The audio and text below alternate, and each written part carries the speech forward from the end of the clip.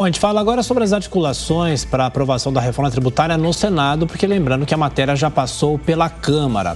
As discussões, a partir de agora, seguem intensas também, com alguns detalhes que estão sendo discutidos. E para esse assunto, a gente recebe o senador Efraim Filho, do União Brasil, da Paraíba, ele que vai ser o relator do grupo de trabalho na Casa. Tudo bem, senador? Como sempre, obrigado pela gentileza. Bem-vindo. Bom dia, Tiago. Bom dia, Paula. Saudação a todos os nossos internautas, telespectadores, ouvintes, aqueles que nos assistem por todas as plataformas. Sem dúvida, a reforma tributária é o tema que encerra esse semestre, já com o papel de protagonista para o próximo semestre legislativo. E a CAE, a Comissão de Assuntos Econômicos, seguramente será também, né, um dos fóruns de debate desse tema, e lá estaremos coordenando o grupo de trabalho, como você bem referiu, e fica à inteira disposição aí para as perguntas e questionamentos. Obrigado, senador. Agora, senador, é fato que o Senado deve fazer algumas alterações no texto que veio da Câmara, não é isso?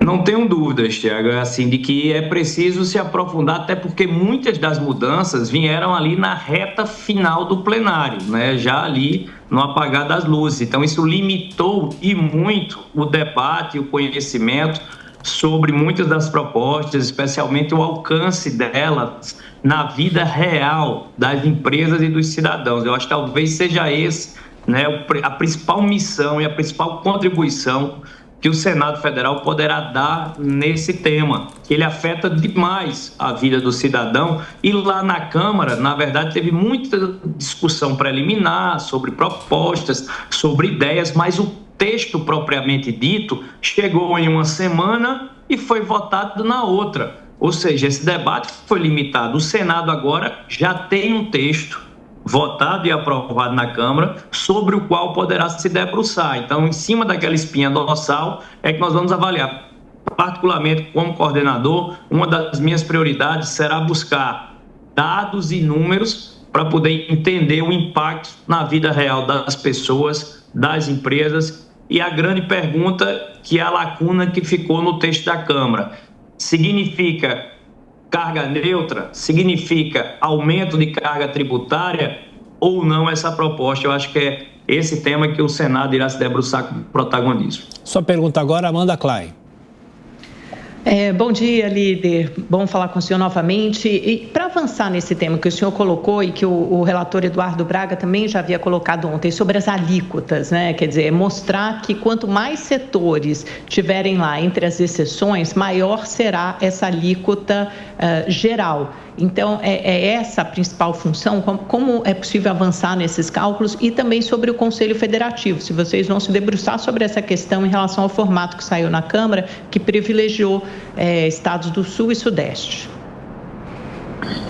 É preciso, Amanda, sim, ter esse equilíbrio entre setores produtivos, agro, indústria e setor de serviço e comércio. Então, é importante que a gente não faça um setor pagar a conta do outro, né? Então, a gente tem que buscar esse equilíbrio. Setores como o setor de serviços saiu do texto da Câmara ainda com alguns ruídos, porque no IVA, né, que é a mudança de modelo, a alíquota ela vai ali para o final da cadeia. E ali no final da cadeia é onde muitas vezes está o setor de serviços, que não tem do que se creditar.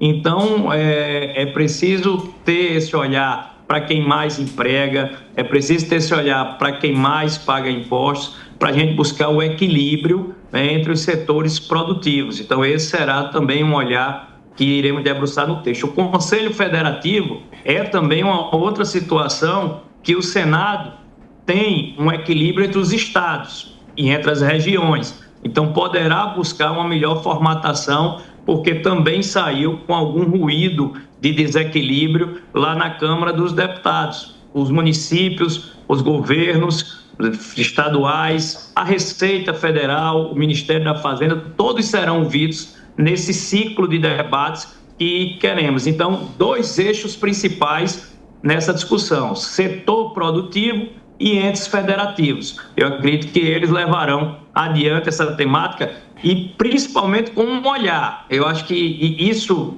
é o que a sociedade brasileira espera da reforma tributária. A reforma tributária, ela tem que vir para facilitar a vida de quem produz, para facilitar a vida de quem paga o imposto, que é o cidadão, que é o contribuinte, que é o empreendedor. Reforma tributária não é para vir melhorar a vida dos governos, não. Reforma tributária não é para aumentar a carga tributária e melhorar a arrecadação. Então, a gente tem que buscar uma reforma tributária sobre o olhar do cidadão. E eu acredito que esse é o sentimento que eu, como líder do União Brasil, junto com a minha bancada, levaremos para essa discussão no Senado. A pergunta agora é de Fernando Capês.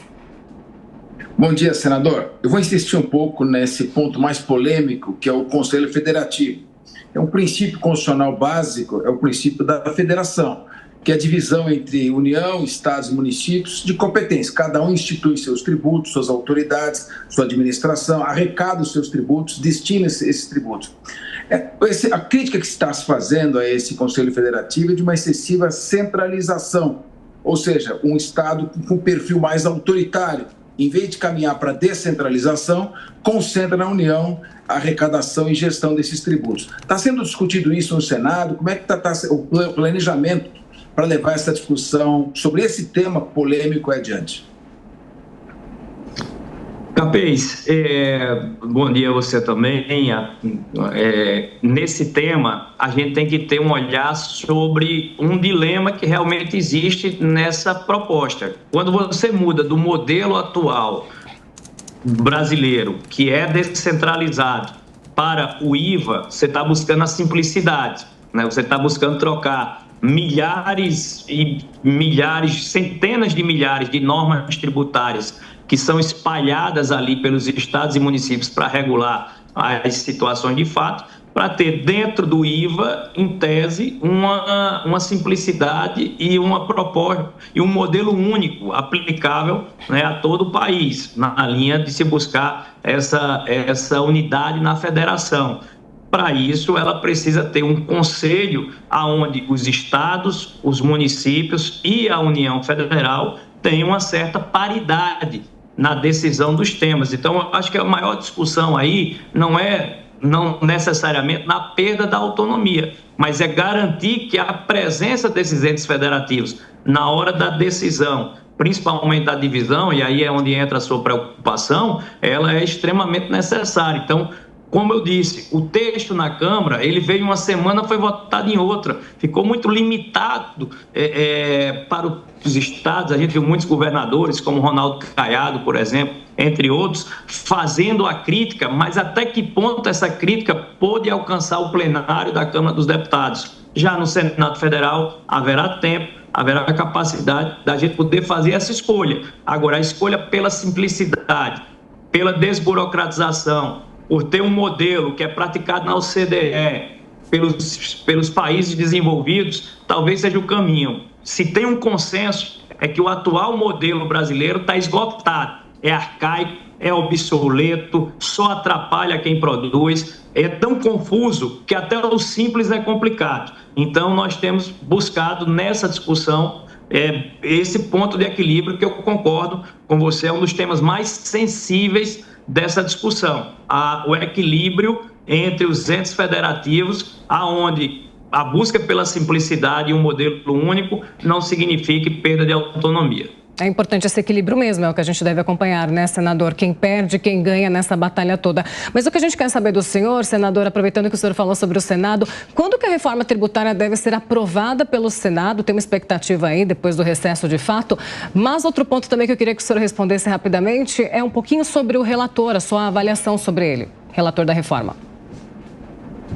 Olha, o Eduardo Braga, senador experiente, já foi líder de governos, tem um bom trânsito no Senado, tem uma bancada que também é representativa dentro do Senado. Lá no Colégio de Líderes, nós temos buscado dialogar, o diálogo flui. Eduardo está com sentimento na reforma tributária para convencer e ser convencido. Então, eu acho que esse é o caminho que eu espero dele pela convivência e tenho. Eu sou dos novatos, né? Cheguei ao Senado esse ano, mas venho de uma longa trajetória na Câmara dos Deputados, inclusive na discussão de matérias na agenda econômica. Nesse primeiro semestre, 4 projetos de minha autoria na agenda econômica foram aprovados com um diálogo com o próprio Eduardo Braga. Então, temas como desoneração da folha de pagamento, que é de minha autoria, recentemente o Estatuto de Simplificação das Obrigações Tributárias Acessórias, também de minha autoria, foi a sanção presidencial. Então, a gente está presente nessa agenda econômica do Senado e vamos estar dialogando bem próximo com o relator Eduardo Braga, que eu acredito que está de coração aberto. Claro que no tema da Zona Franca de Manaus, ela ganha um importantíssimo aliado, né, por ser um senador do Amazonas. Então, se tem uma consequência imediata dessa relatoria, é saber que a Zona Franca de Manaus ganha ali um aliado e preserva a sua permanência dentro do modelo atual, que é importante para o desenvolvimento de uma área longínqua, onde empresas naturalmente não iriam se não houvesse incentivos. Então, acho que a gente vai estar com esse olhar na discussão da reforma tributária e o Eduardo Braga vai poder contribuir dialogando com os demais líderes e demais bancadas. Senador Efraim Filho, do União Brasil, da Paraíba, é claro que a gente vai se falar muito ainda nos próximos meses e a Jovem Pan estará cobrando e discutindo também a reforma tributária tão importante para o setor produtivo nacional. Grande abraço, até a próxima. Até a próxima e insisto, vamos trabalhar por uma reforma tributária para melhorar a vida de quem paga o imposto, que é o cidadão, e não para melhorar a vida dos governos. Um abraço e um bom dia a todos. Obrigado.